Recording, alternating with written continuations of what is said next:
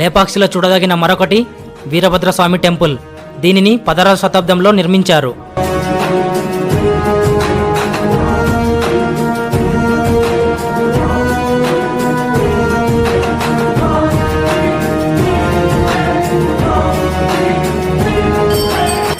విజయనగర సామ్రాజ్యాధిపతుల నిర్మాణ శైలిలో ఈ ఆలయ నిర్మాణం జరిగింది. ప్రాముఖ్యత వహించిన వారు విరుపన్న, వీరన్న. ఈ టెంపుల్లో ఉన్న శిల్పకళలు ప్రతి ఒక్కరిని ఆకర్షిస్తాయి.